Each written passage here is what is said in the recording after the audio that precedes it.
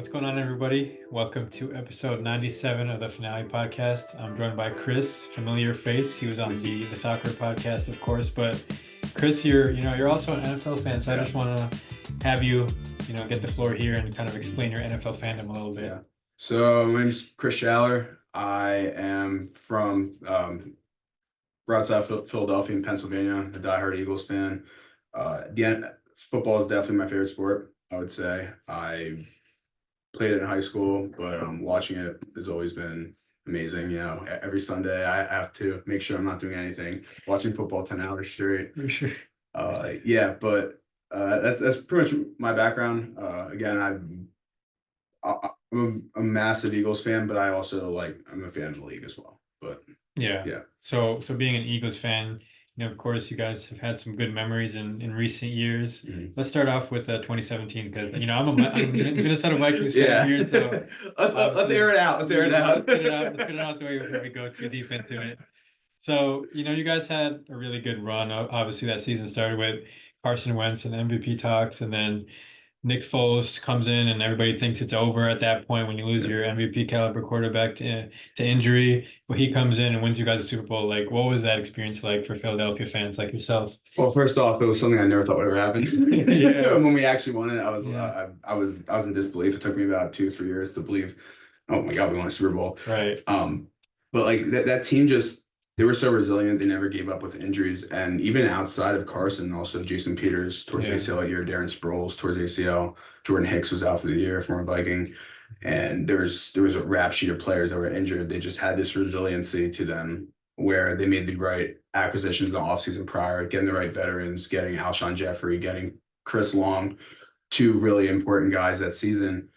And it was just the roster construction was perfect. And I thought they had the chemistry to go all the way. And that really, for the city, that it meant everything. Philadelphia's a massive sports city. It's a football town now. Football is the most important and biggest sport there. Okay. And that championship was the most meaningful championship out of them. And for a city that frankly doesn't win a lot. So yeah. Yeah. So like with the Carson Wentz injury, were you worried at that point that like, okay, we're the number one seed, but like this might derail us? Oh, absolutely. Okay. Majority of sports talk in the town were saying that the Eagles, are going to be underdogs through the next few weeks. I believe they're the first team ever to win the Super Bowl being underdogs in each game. Despite them having the one seed, still having a very good team. It's hard to envision your MVP quarterback going down and still being able to continue on top of that. So for me, I had biased optimism that they could still get it done. A lot of my family members were saying, the season's probably over, but we'll see. And they were still able to get it done. So, I mean, credit to coaching and just the roster construction, I thought was perfect. And home field advantage was super important in that as well. Like that Falcons game was the closest, and they could have went either way, but I thought the crowd really was juiced up and into it. And yeah, man. Not a great season for you though. No. It was a great season, but ending. Yeah, exactly. Ending, right. So obviously when I saw the Carson Wentz thing happen, I mean, of course, praying for him and everything, but when I'm looking at it, I'm like, okay, the Eagles are the biggest competitor for the Vikings. Like this opens our window. All we have to do is get past the divisional round because the top two seeds still got to bye at that point, right? So getting that game against the Saints, I was just like so happy that we got it out in the end with the Minneapolis Miracle because I'm like, okay, they were the favorites to make Super Bowl, the Saints. See that year. Yeah. So I mean, they were a very hard team to beat. I thought that was our biggest test, and then I wasn't even convinced with the way you guys performed against Atlanta. So I was like, okay, I'm looking forward to this one, but the way you guys just handled us from after that second drive, like the turnover from Case Keenum, I'm like. Because we started off hot, obviously, with a touchdown first drive. Lead, Kyle Rudolph, So I'm just thinking like, okay, let's go. This is our year finally. But that's Super Bowl is at home. It was gonna be Super Bowl is at home. That's another element to it. It was written in the stars for the Vikings. That's what I thought. But Eagles had something different to say. Nick Foles was just on one that night, connecting with all his receivers, and then the defense was just causing havoc. And that's when we really saw, okay. This is like we've seen greatness out of Case Keenum, but this is like everything Case Keenum is just this is Case Keenum. You know what I mean? And what's so wild about that is you look at the quarterback outside Tom Brady, you look at the Final Four quarterbacks. It was Blake Bortles, Foles, and Case Keenum, yeah. And kudos to Case. I mean, he balled out that year and got a hefty contract with the Broncos. Right. But he's never been the same since that one season. No. And you're kind of seeing that with Sam Darnold, and I would argue 2016 before his injury, Sam Bradford. He opened up, had some really good games for the Vikings. Yeah, definitely. We started 5-0 that year. Yeah. But yeah, definitely some little bit of chemistry here with the Eagles fans, of course. You know, got the whole backstory of those fans, how they welcomed Minnesota fans to very welcoming to that stadium. Probably shouldn't have did Skull and Rocky, but yeah, true. You know, yeah, it's Philadelphia's a different animal, I would say, for sports altogether, especially for the Eagles. Though it's hostile for opposing fans. That's what it is. That's what's in our nature. Yeah. And stakes were high. Yeah. So I mean, it's all in good fun competition. Yeah. So it's been also 7 years since then. Yeah. I mean, it still stings, obviously. For sure. Yeah. But then, obviously you guys have bounced back, made a Super Bowl appearance, weren't able to get it done. Of course, that's a Chiefs team that's been there and done that. But you guys have obviously have some good years. Let's go into some current events here. So absolutely. Very recently, I want to say yesterday, Devin White was let go by the team.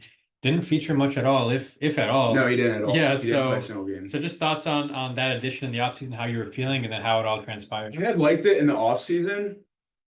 When I first heard about it, I was like, "Oh, it's great, Devin White. That's awesome." I'm in Eagles group chat, so we're connected. One of my friends said, his game has kind of faltered since the Super Bowl season in 2020. He's not the same player. He's had a lot of injuries. He's a problem in coverage. I could see this backfiring. And the contract was initially $9 million, however, it was reworked to $4 million. So when we cut him recently, it was $4 million dead cap. For me personally, I would have liked to see him at least on the field once. I feel like just to cut him all together, we would have been able to see if he still had it or not. Obviously, similar situation last year. I think Howie was trying not to have a Shaq Leonard situation as last year, where they signed him midseason, big name, did nothing. Yeah. But at the same time, it stings because we need help on defense, and to see a big name player like Devin White not really pan out was frustrating. The season so far has been frustrating, and I would have at least liked to have seen him take special teams reps or something. He could be injured though, as well. We don't know that. Yeah. But it was designated from before week 1 that he would be a backup. He was interviewed about it. He's like, "Yeah, this is my role. I accept my role." But I would say all in all, I'm disappointed. And is it the right move? Time will tell. If he goes and signs someone else and plays, then it was the wrong move. But from just like the feels of it, it just seems like he doesn't have much left in the tank. So okay. So just speaking on the team as a whole, obviously we mentioned Devin White. On the defensive side, your defense is 27th in opponent yards per game. So you're obviously allowing a lot of these big games to opposing offenses. Right. So kind of just overall, like, what are your thoughts on, these first 4 games you guys had to buy last year? Yeah. First 4 games, how you guys stack up in the NFC East to this point? Yeah, and the NFC East has been very good this year. But I would say pass rush has been the biggest issue. When you sign Bryce Huff to a 3-year, $51 million contract, he hasn't even recorded a sack yet. That's a problem. You're not getting the pass rush from the part of the positions on defense that Howie Roseman invests the most in are the trenches. Home events, a hefty amount on offense, on the offensive line, and defense, same thing, defensive line. I would say when you're not able to get the pass rush going, the defense kind of falls apart. It gives the quarterback more time to pick you apart. Linebacker's always been an issue for us. I will say Zach Bond has surprised me this year. He's made some good plays. But in this Vic Fangio scheme, the same scheme we've had for the last 10 years, it's always seemed like it's the linebackers who get picked apart the most. Secondary, I've been very pleased with Kenyon Mitchell. I think he's been one of the better defensive rookies this year.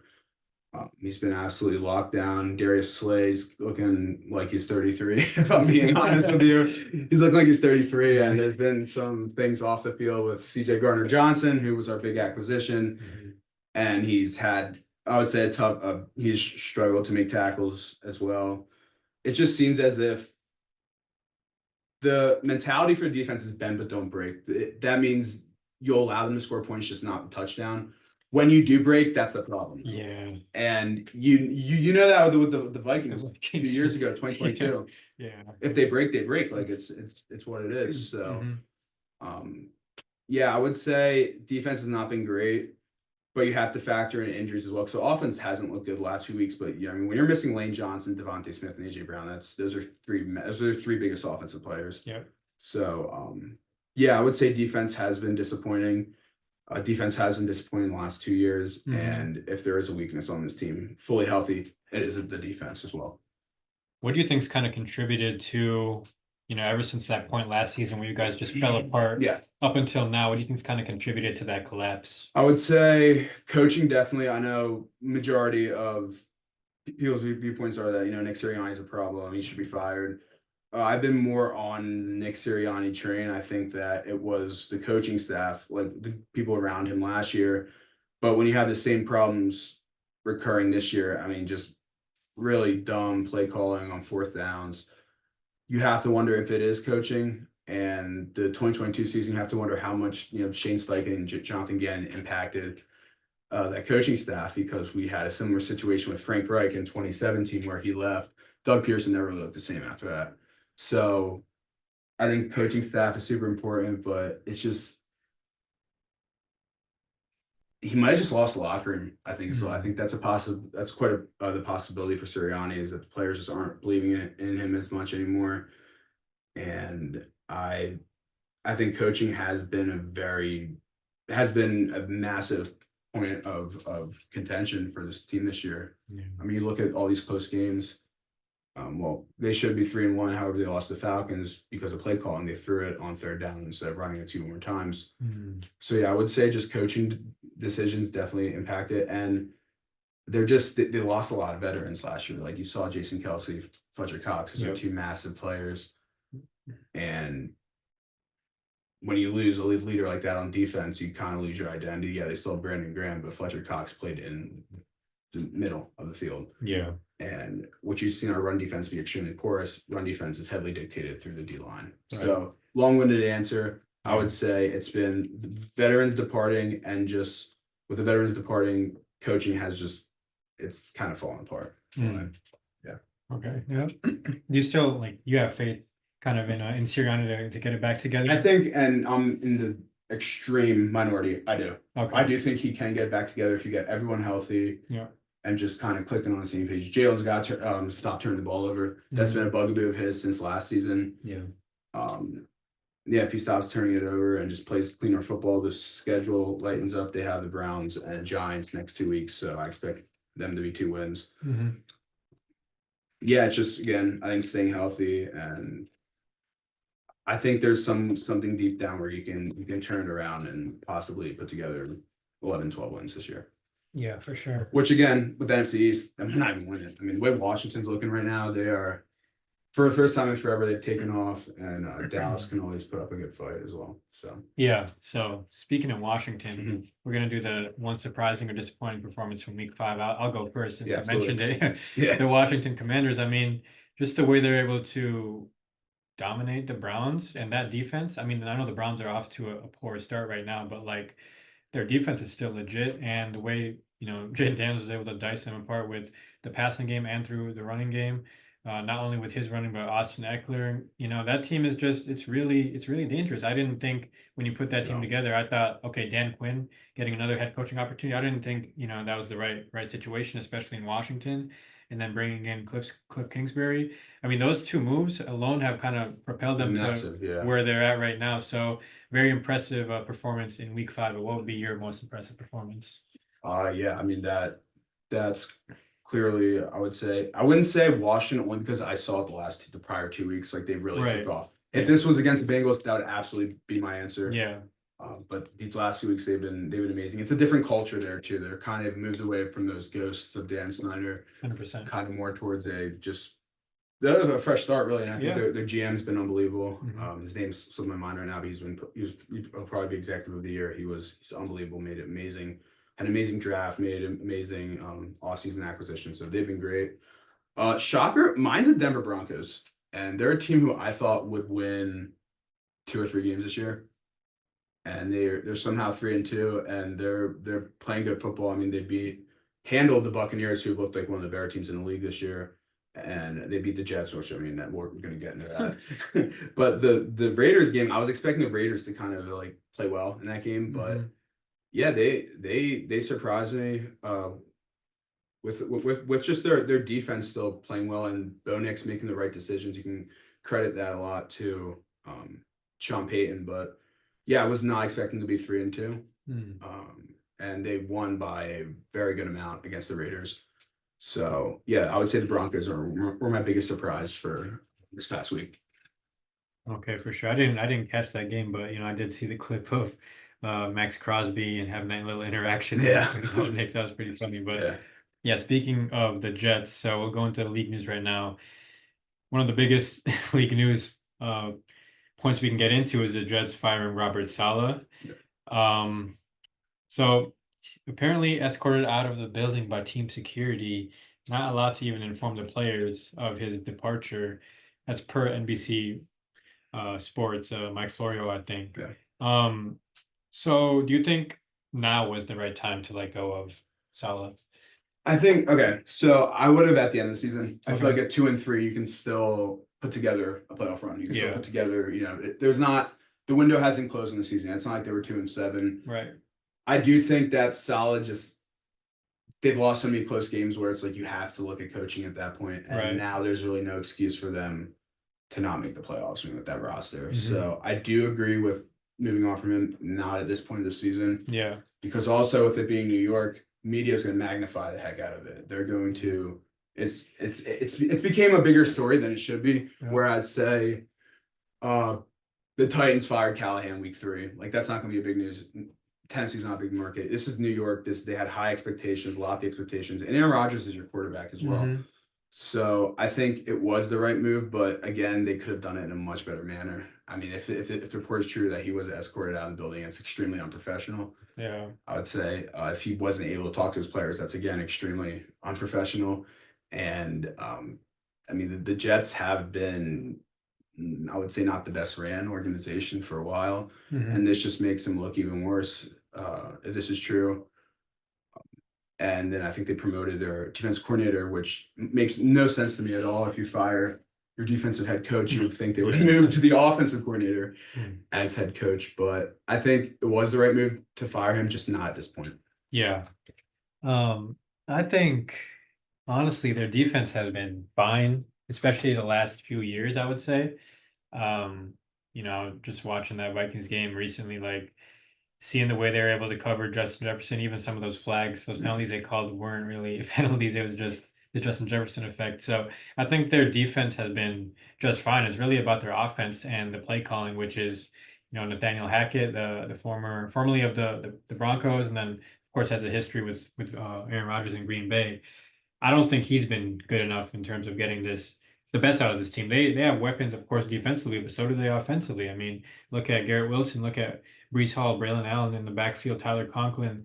They have guys that can contribute. Mike Williams, formerly of the Chargers. Yeah, and a relatively healthy O-line. And the O-line as well. So, I mean, they have the weapons, but it's like their run game was completely non-effective against the Vikings. And that's just super surprising because you have those two running backs. And then the receivers, I mean, you got probably one of the better career games from Garrett Wilson, but again, it's just not been efficient enough. And Aaron Rodgers throwing 3 picks. Yeah, that might be on him partly, but I think it's like you can get more out of this team, and they haven't been able to do that at a consistent level. Yeah. And this has been continuing for numerous head coaches. So it's not just a Robert Saleh situation. It goes down to the ownership as well when you have these continued issues with many head coaches and different quarterbacks as well. So if Aaron Rodgers can't succeed in this situation, I mean, that's obviously a glaring issue that they need to address. And that's the point you're talking about. Aaron Rodgers was a guy that's supposed to get them over the hump. 100%, yeah. And when he tore his Achilles week 1 last year, it felt like, the season was over. I mean, it was essentially over. Yeah. And all that hype, all the excitement just was deflated completely. And this year, I would argue after 3 weeks, I thought they were legit. When they beat up on the Patriots and they won week 2 against Titans, I was like, this could be a team that wins the AFC East. They can curtail the Bills' success. And then typical Jets fashion, 1 step forward, 3 steps back. And then you lose to Denver. Again, Denver's been solid, but they should have won that game. Yeah. And then you lose to the Vikings. I didn't watch the game, to be honest. They had a chance. It was early. Yeah, exactly. Yeah. When you lose games where you have a chance in, it's coaching. You have to look at coaching. And it's just, but like you said, so many coaches have been there, haven't had success. So it could be ownership. I think their GM's great, Joe Douglas there. But yeah, I don't know. It might just be the culture there, really. Yeah, it's really what it could come down to. Moving on, Derek Carr just suffered an injury late in the game on Monday night against the Chiefs. He's expected to miss multiple weeks. Of course, the name that's being thrown around right now to start is Spencer Rattler. He's a strong candidate to start, of course, just because of his college success and coming up, he has a lot of hype. But he's not listed as the second string quarterback right now. It's Jake Haener. So should Rattler start, or is it too soon for that? I think to save Dennis Allen's job, he should start. Okay. In that case, I think the Saints, in a way, I know they're 2-3, but the way the NFC South's going, the Falcons and Buccaneers look like the clear 2 best teams in the division. So the way things are going, they might want to pack it in this year. I would say the best option to win would be to start Rattler. As you've seen, Rattler through high school, through the documentary series, very high profile player. Yeah, didn't quite pan out as expected through college, but the talent's there with him. Yeah, and I think he's been to a point where he's been humbled enough to as where he, I'm a 4th-round pick. I was drafted essentially to be a backup, and now here's my chance to start. He might have a chip on his shoulder, something to prove. I would say the best chance to win would be with him. The Saints do tend to defy logic at times. Like I believe a few years ago, they started Taysom Hill instead of Teddy Bridgewater at certain times. So I would expect Rattler to start, but I would not be surprised if Haener starts. If I were the Saints, I would start Rattler, but the Saints might just try pack it in and essentially kind of rebuild after this year. Yeah, I think. But to get to the point, Rattler gives you the best chance to win. Yeah. Yeah, you think so? Okay, I would say I like Rattler for sure. I wouldn't be too mad as a Saints fan if they didn't start him this week. But I think eventually you have to look at long-term options, and Rattler is a very attractive option. Looking at what he did after he left Oklahoma in college. I mean, I forgot where he transferred to, but he was very South Carolina. He was very successful. I think they're making his case for being an NFL quarterback and one of the more intriguing options in the draft later on in the draft. So I think this is a good opportunity for him if they give him a chance. I don't know if he's ready or not. Sometimes you just see these organizations rush quarterbacks in too soon. The Vikings, of course, last year with Jaron Hall made that decision and it backfired. Eventually, he's not even on the team anymore. So it's like you want to be careful. You want to be diligent with how you move forward in that process. But he seems to be a guy that can be, your long-term answer where Derek Carr, I don't think he is going to be that guy. So it is intriguing, especially if this season does go off the rails for the Saints. I mean, they started, when you saw that win against the Cowboys, everybody was like, okay, this game something, right? It could be something, right? But, where they're at right now, if it continues to trend downwards, I mean, you definitely want to give Spencer Rattler a look. I think that'd be smart, especially when you bring up Dennis Allen's job. Also, you want to see if you're going to draft a quarterback in the first round next year. 100%. If Rattler just comes out and shines right away, you could be like, that could be that's our guy, yeah. It could be like a kind of Sam Howell situation, which was in Washington last year. Right. The year before, they're like, okay, he's showing some promise to be our guy. Saw last year, sample size, he's not. And obviously, drafting Daniels was the right move. You can essentially do that with Rattler, I would say, and see if he's that guy. If not, you can go sign or go draft a quarterback in the first round. Exactly. Yeah, we'll see what they do. A quarterback that is making their first start this week is Drake May, 3rd overall pick out of North Carolina. He's going to be starting for the Patriots this week after a few weeks of starting Jacoby. So my question for you is, do you think it's the right time to unleash Drake May? I would say so, based on the fact that they're 1-4. They went into the season, they didn't have any expectations. Yeah, that's true. So I would say yes. I don't think Brissett's been terrible. I've been kind of high on Brissett through the last few years of his career. I think he's a spot starter essentially. 100%. Yeah. You can thrust him into any offense and he'll he'll give you, if your quarterback goes down, he will give you a chance. He'll give you a chance. Is the point I'm trying to make. He's not a starter, but he'll give you a chance if your quarterback goes down.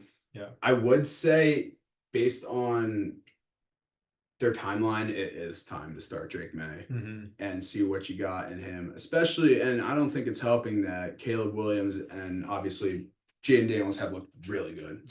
I mean, Caleb Williams first week struggled. He took off last week though. So the pressure's on to see what you have in Drake May. I would say right now for the Patriots, it's the right time to start him. If they have more leeway, if they were currently winning right now, you could be like, you could do what the Chiefs did with Mahomes 2017. All right, you can sit down the bench, play next year. Yeah. With the state of the Patriots right now, I think Mayo is making the right choice starting Drake May this week. Yeah, I think they're also making the right choice. I feel like the question was because, you know, we've seen bad teams where it might feel like, okay, it's obvious to start a rookie, but they're thrown into a terrible situation. You know what I mean? So it's like, even if their seasons, you know, nothing's going to come out of it, do you still think this is a guy you should throw into the fire and, you know, kind of be the bearer of that bad situation? But I think you got to see what you have in Drake May. I feel like it is a necessary time just because, I mean, yeah, they're 1-4, but I think you draft for number 3 overall. It's a little bit different where you're in a bad situation. You just want to see what you have out of this quarterback. You don't want to jeopardize his development or anything like that. But I think why not start him in this game where you're facing the Texans? You probably don't have much of a chance. Let's just see what happens. Exactly, and we knew this was going to happen. We knew eventually Drake May would start. 100%, this isn't a surprise. Yeah. So this is ultimately the right move. I agree. Yeah, because you also have to view it as this. Patrick Mahomes is one example, but another example is Trey Lance. He didn't play at all his rookie year, and that could have affected him. Like that could have affected his mindset. Like, oh, I'm a backup. All right, Jimmy, you have the helm. You take the reins. And then when you get the job next year, like, whoa, this is kind of, you know, this is kind of a lot. So I would say, yeah, this is definitely the right move to start right now. May it affect kind of how he is as a quarterback throughout his career? It could be. I mean, he's stepping into an uncomfortable spot, but they drafted him for this reason. Exactly. You know? Yeah. And then also me and the Vikings kind of facing that similar sort of thing with JJ McCarthy. You don't know. You don't know what happens. It's funny you mentioned that because I was thinking about that the other day. I was like, is this good for McCarthy? Like, I mean, this is great for the Vikings right now. Don't get me wrong. Is this good for McCarthy long term though? Like, because he's sitting on the bench thinking like, Darnold's a guy right now. It's supposed to be my team, you know. But he got injured, and it's hard to say really if they'd be in the same spot with him because Darnold's played really good football. So.